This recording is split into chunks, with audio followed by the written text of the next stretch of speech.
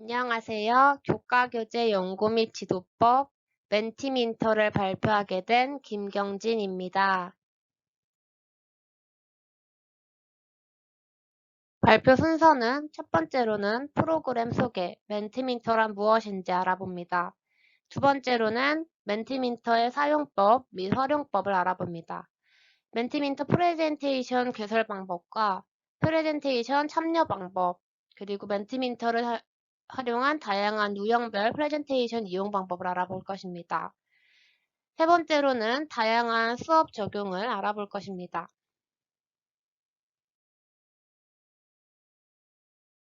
멘티민터의 사용 방법에 앞서 멘티민터가 무엇인지 알아보겠습니다. 멘티민터는 실시간 여론조사와 퀴즈가 가능한 대화식 프레젠테이션입니다. 요즘과 같이 코로나19 상황으로 인해서 비대면 수업으로 이제 수업을 하다 보면은 대면 수업과 달리 학생들을 직접적으로 만나지 못하다 보니 수업 구성에 많은 제약이 생기게 됩니다. 특히 학생들이 수업을 잘 따라오고 있는지 피드백을 받기가 힘들고 다양한 활동이 어렵다는 점에서 이런 비대면 수업의 어려운 점으로 꼽히게 되는데요. 이런 것들을 위해서 멘티민터를 사용하여서 학생들과의 원활한 소통을 도우며 수업의 효율을 높여줄 수 있습니다. 다음으로는 멘티민터의 사용법과 활용법을 알아보겠습니다. 먼저 멘티민터의 설문지, 프레젠테이션을 개설하는 방법을 알아보겠습니다. 이것은 주로 설문을 하고 싶어 하는 사람, 교사나 강사나 이런 사람들이 프레젠테이션을 만들어 가지고 학생이나 이 설문을 할 수 있는 참여자가 설문에 참여를 하거나 퀴즈에 참여할 수 있도록 이 프레젠테이션을 개설하는 방법입니다.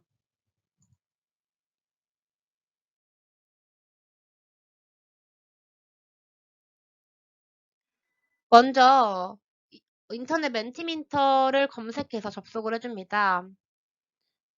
제가 직접 캡처를 해가지고 가지고 왔는데요. 처음에 멘티민터에 들어가게 되면은 이런 창이 왼쪽에 있는 창이 뜹니다. 그래서 여기에 사인업이라고 하는 이 부분을 클릭을 해주시면은 이제 여기 오른쪽에 보이는 이러한 창이 뜨게 돼요. 여기서 멘티민터를 가입을 하던가 아니면은 원래 있던 뭐 페이스북 계정이나 구글 계정을 사용해가지고 멘티민터에 가입 없이 편리하게 로그인이 가능합니다.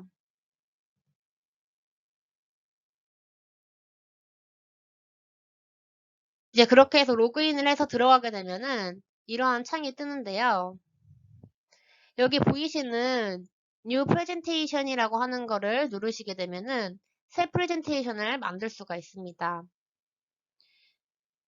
그러고 난 다음에 이제 들어가시게 되면은 여기 뒤에 보이시는 이러한 창이 뜨는데 여기에서 내가 만들고 싶은 타입별로 뭐 프레젠테이션을 만들고 난 다음에 이제 이 설문에 참여하는 사람에게 제가 만든 프레젠테이션을 이제 공유를 해줘야겠죠. 오른쪽 상단에 보시면은 쉐어라는 게 있어요.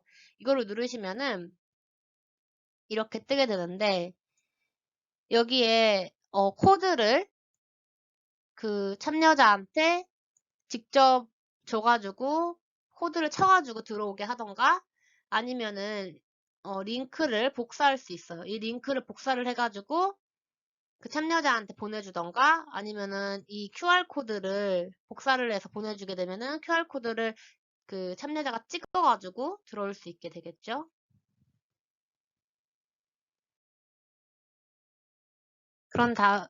그런 다음에 쉐어 옆에 있는 프레젠테이션이라고 써 있는 이 파란 색깔 버튼을 누르게 되면은 여기에 나오는 이 창처럼 크게 나오게 될 거예요. 그래서 여기서 이제 내가 공유해준 참여자가 여기에 들어가게 되면은 공유해준 링크를 타던가 뭐 이렇게 해가지고 들어가게 되면은 이렇게 답글을 쓰게 되면은 이 답글이 바로 실시간으로 그 교사나 이 설문을 만든 사람의 프레젠테이션에 보이게 됩니다.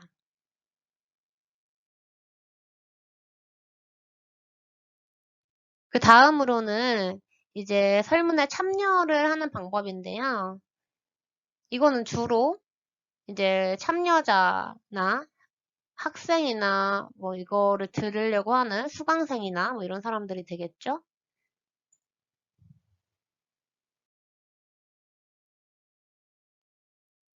이제 여기 멘티민터 이 사이트에 접속을 하시게 되면은 아까 전에 뭐 선생님이나 그 설문을 개설했던 그 사람이 준 코드를 이렇게 치면은 바로 사이트에 들어갈 수가 있게 돼요. 아니면은 설문자가 보내준 링크를 타고 이렇게 링크가 이렇게 전송이 되면 여기를 그냥 눌러주시면은 바로 그 링크로 들어가실 수 있고, 아니면 QR코드를 보내준 QR코드를 이제 QR코드 하는 그 사진에 찍어서 들어가시면은 쉽게 바로 사이트에 들어가실 수 있습니다.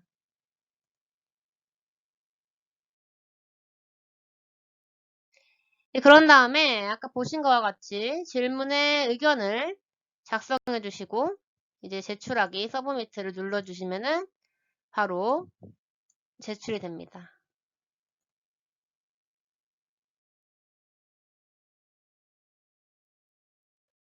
그 다음으로는 민트멘터의 다양한 유형별 프레젠테이션 이용 방법을 알아볼 거예요. 여기에 들어가시면은 되게 다양한 타입이 있어요. 유형이 되게 많은데 이런 것들을 활용해서 어떻게 이용을 할 수 있는지 한번 알아보겠습니다.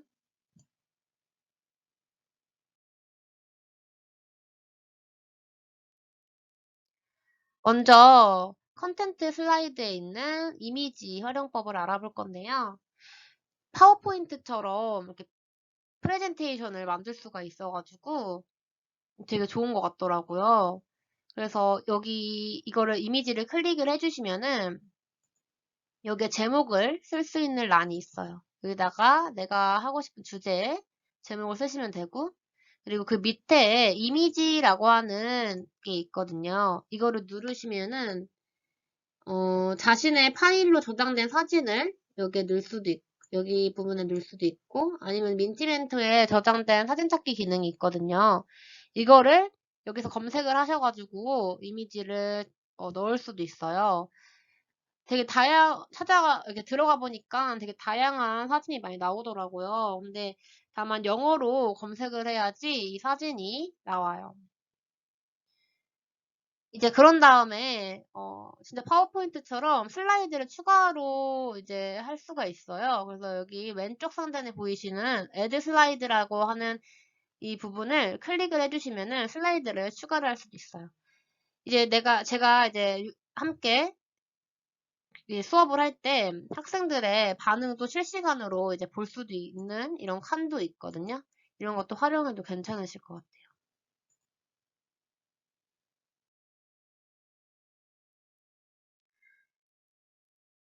그 다음으로는 블렛이라는 타입을 한번 알아볼 건데요. 이거는 여기다가 일단 먼저 제목을 쓰시고, 그리고 내가 쓰고 싶은 그런 단어들을 바로 넣어가지고 프레젠테이션을 만들 수 있어요. 그리고 여기도 아까 전에 이미지를 넣을 수 있는, 아까 전에 이미지 타입처럼 이미지를 넣을 수 있는 그러한 메뉴가 있거든요. 그래서 이 부분을 아까처럼 똑같이 쓰셔도 좋을 것 같아요.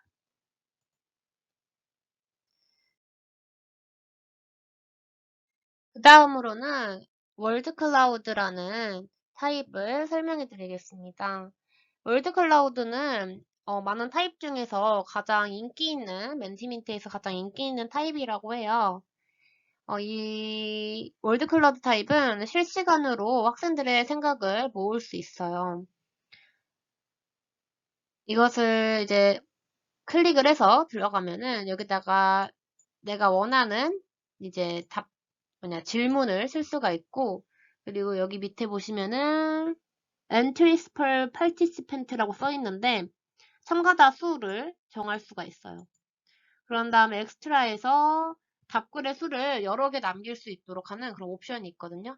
이걸 선택을 해주시면은 더 여러 개, 한 개 이상 답글을 남길 수 있도록 하는 그런 옵션이 있습니다.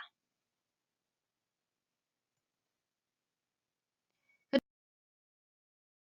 다음으로는 오픈엔디드라는 타입을 설명해 드리겠습니다.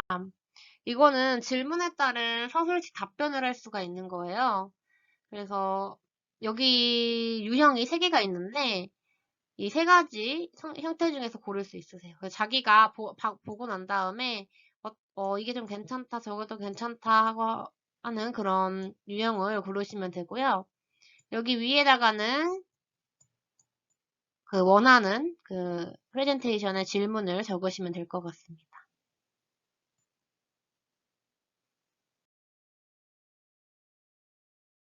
그 다음으로는 멀티플 초이스라는 타입을 설명해 드릴 거예요. 이것은 설문이나 문제 형식을 제작할 수 있는 그런 선택형 타입이에요. 여기 뒤에 보시면은 제가 이걸 간단하게 한번 만들어 봤었는데 여기다가 질문을 넣고 난 다음에 여기 옵션이라고 써져 있는 데다가 이제 자기가 넣고 싶은 걸 넣으시면 돼요. 근데 이게 그러면 이렇게 표의 형식, 그래프의 형식으로 나타나거든요.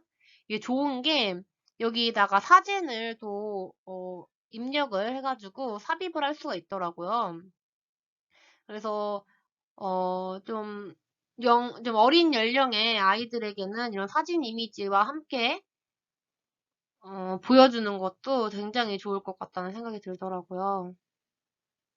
여기 이 레이아웃도 다양하게 뭐 원 그래프나 아니면 도트 그래프 뭐 자기가 원하는 방식으로 해주시면 선택을 해주셔가지고 만들어주시면 될 것 같아요. 그리고 여기 옵션이라고 하는 지금 제가 그냥 임시로 써놨는데 이거를 이제 엑스트라 밑에 여기 밑에 내리시면은 엑스트라라고 하는 게 나와요. 그러면은 여기서 show collect answers 해가지고 이거를 체크를 하게 되면은 이제 여기 정답을 이제 체크를 할 수 있는 정답이 있는 선택지를 만들 수가 있더라고요. 그래서 내가 그런 식으로 활용을 하고 싶다라고 하면은 이제 여기다가 체크를 해주시면은 만들 수가 있고요. 아니면은 퍼센테이지를 확인하고 싶으면은 이것도 이렇게 해주셔도 괜찮을 것 같아요. 그리고 이 옵션은 여러 개를 중복으로 이제 옵션을 선택할 수 있도록 하는 그런 선택지입니다. 자기 원하시는 대로 수업 방식에 맞게 선택을 해주셔도 괜찮을 것 같아요.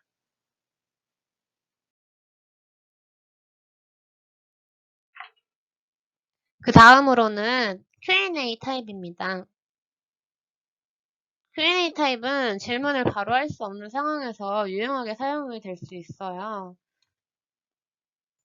Q&A 타입에 들어가시면은 이렇게 질문을 할 수 있는 칸이 있고, 그러고 난 다음에 이 부분을 확대해서 보시면은 on all slides라고 only on Q&A slides라고 이렇게 나와 있는 부분이 있어요.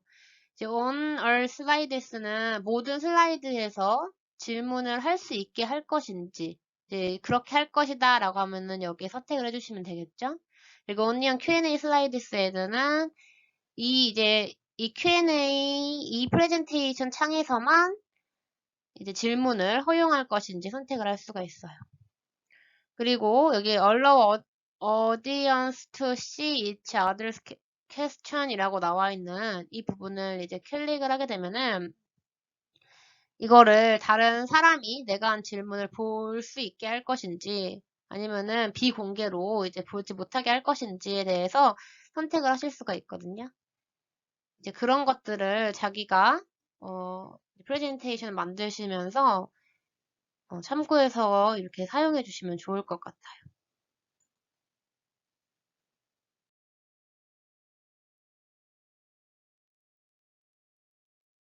그 다음으로는 이제 퀴즈형 답변이에요. 퀴즈형 답변에는 두 가지가 있는데 셀렉트 앤서가 타입 앤서이 있어요. 셀렉트 앤서는 이제 선택을 해서 그 답을 선택을 해가지고 하는 걸 말하고 타입 앤서는 서술을 해가지고 자기가 직접 써가지고 퀴즈를 내는 그런 형식이더라고요.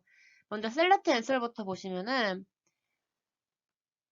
여기에 이제 내가 넣고 싶은 이제 먼저 질문을 써야겠죠? 질문을 먼저 쓰고 그리고 난 다음에 이제 질문에 대한 답 중에 선택할 수 있는 답을 이렇게 넣습니다.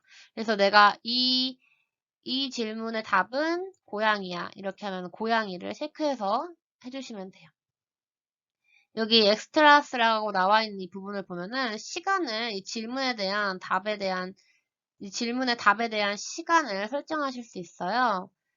그래서 이 부분을 더 뭐 늘리고 싶으면 늘려주셔도 되고 더 줄이고 싶으면은 줄여도 되고 자신이 원하는 대로 하시면 될 것 같고 그리고 여기 이 faster collect answer get more point라고 써져 있는 이 부분을 클릭하시게 되면은 시간을 정한 거에 대해서 퀴즈를 더 빨리 맞추게 되면은 더 많은 점수를 얻게 할 수 있는 그런 선택지가 있더라고요. 그렇게 하시고 싶으면은 이걸 체크해 주시면은 돼요.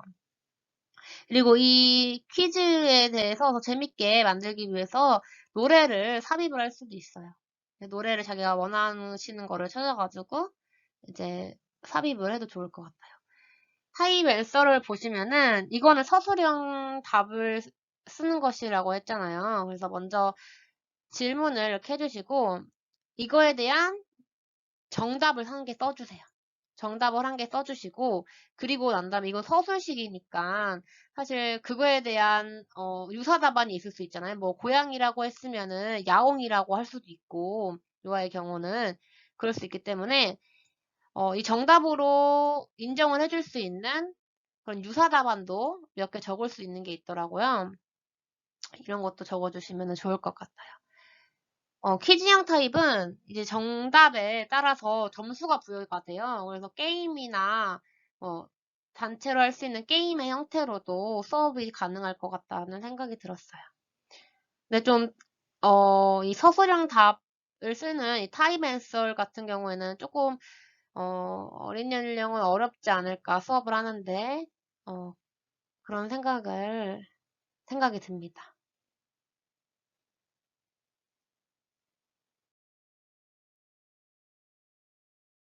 그 다음으로는 멘티멘터를 활용한 수업의 예시를 몇 개 갖고 왔어요. 제가 세 가지의 수업을 한번 생각을 해 보았는데 정말 다양하고 더 많은 수업을 만들어낼 수도 있을 것 같아요.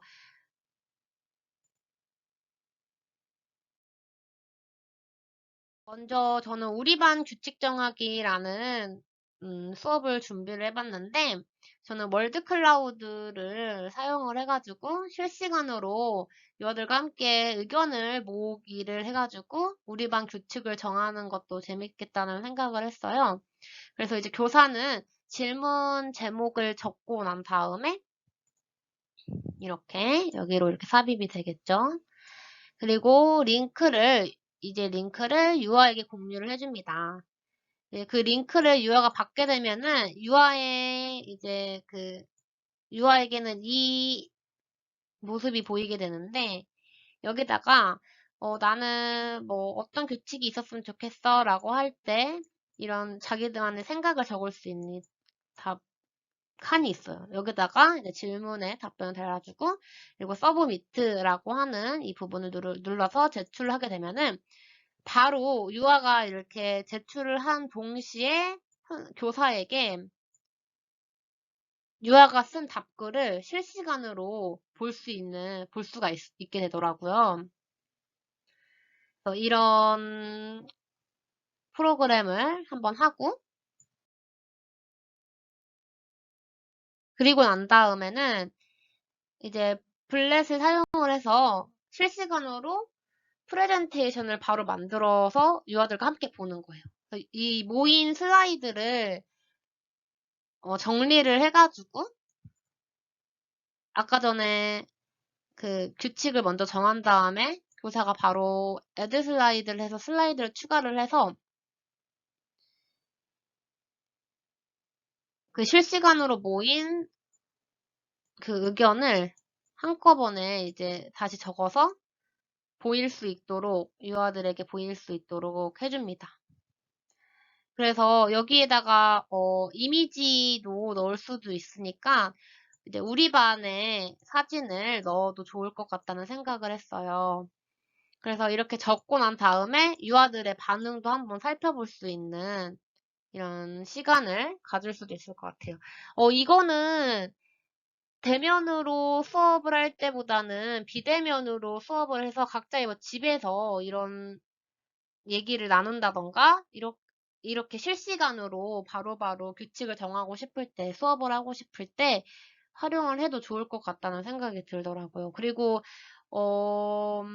사실 서술형으로 쓰기가 좀 어려우니까 유아들에게 좀 영아나 그리고 어린 연령의 친구들이 하기에는 어려울 것 같다라는 생각이 들었어요.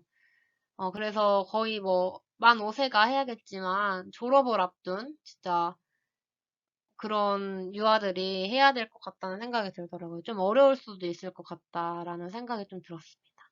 네, 이런 수업을 하는, 적용을 하는 프로그램을 한 개 준비를 해봤고,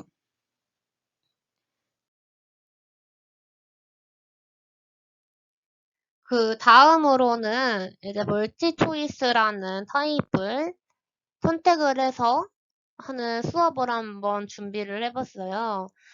그래서 이 멀티 초이스를 통해서 그래프를 알아보게 되면서 숫자에 대한 개념을 알 수 있게 하는 그런 수업을 한번 준비를 해보는 것도 좋을 것 같다는 생각이 들더라고요. 그래서 우리 반이 가장 좋아하는 과일은 이렇게 해가지고 교사가 여기다가 질문을 적고 그리고 옵션으로 이렇게 그거에 대한 여러 가지의 내용들을 적어줍니다. 더 있을 수 있겠죠? 그럼 더 추가적으로 하고 싶으면은 여기 add another이라고 하는 이 부분을 선택해서 더 추가를 해주시면 될 것 같고요. 그리고 이게 또 좋은 점이 이미지를 삽입할 수 있는 거였잖아요. 그래서 그거에 맞는 이미지를 또 이렇게 삽입을 해줍니다. 이제 이거를 유아들에게 공유를 해서 주면은 유아들에게는 이 창이 보이게 돼요. 그래서 내가 우리 반에서 가장 좋아하는 과일은 해서 제가 이렇게 선택을 할 수 있겠죠. 나는 뭐가 좋아, 이렇게 사과가 좋아, 이렇게 선택을 해서 제출하게 되면은 그 결과가 실시간으로 바로 교사한테 이렇게 보이게 돼요. 한꺼번에 모든 아이들이 어떤 거를 선택을 했는지를 볼 수가 있고 어떤 게 가장 많고 어떤 게 가장 적은지를 바로 통계적으로 그래프상으로 볼 수 있다는 게 너무 좋더라고요. 이런 식으로 수업을 활용해도 좋을 것 같아요. 그리고 또 이게 영화들 좀 어린 연령에게는 좀 이런 사과나 배나 이런 글자를 모를 수도 있으니까 사진을 삽입을 해가지고 해주시면은 영아들도 좀 어린 연령의 아이들도 쉽게 수업에 참여를 할 수 있을 것 같다는 생각이 들었어요.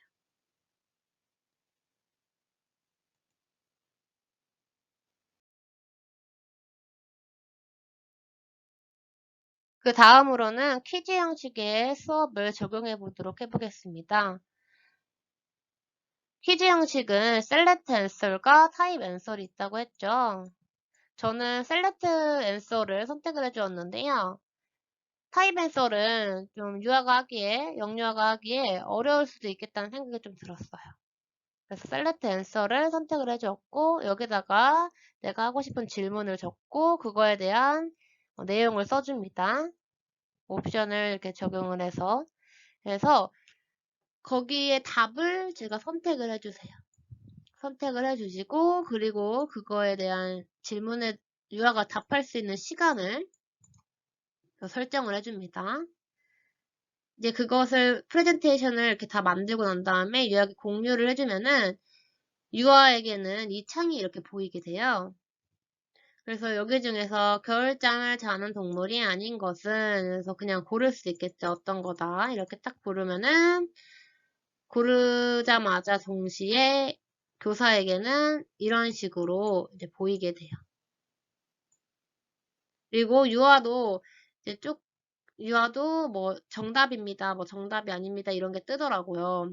그리고 포인트가 또 정립이 되는, 점수가 정립이 되는 그런 형식의 게임, 퀴즈의 수업도 해볼 수 있겠다는 생각이 들었어요.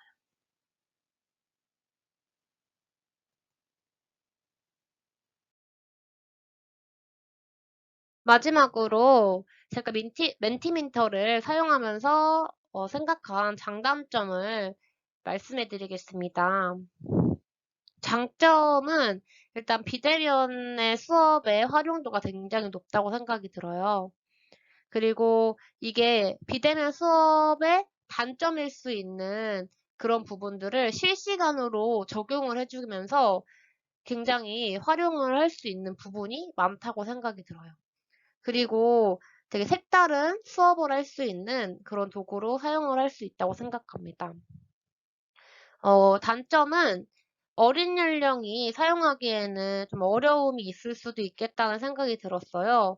초등학생이나 이제 중고등학생들이 사용하기에는 굉장히 쉽다고 느낄 수 있는데 좀 영유아가 사용하기에는 어려울 수 있겠다라는 생각이 들었고요. 그리고 멘티민터가 한글 번역이 없어요. 그래가지고 다 영어로 되어 있어가지고 그 영어를 좀 잘 알아야지 이게 볼 수 있더라고. 게다가 이미지를 검색할 때도 영어로 다 작성을 해야 돼가지고 이거를 이제 질문을 개설하기 위해서는 어느 정도 좀 영어에 대해서 잘 알고 있어야지 어, 사용을 할 수 있겠더라고요. 또한 이제 참여자가 모두 인터넷이 가능하고 PC나 모바일 기기를 소지를 해야지만 이 수업이 이루어질 수 있겠죠? 이것은 제가 사용한 자료 출처입니다.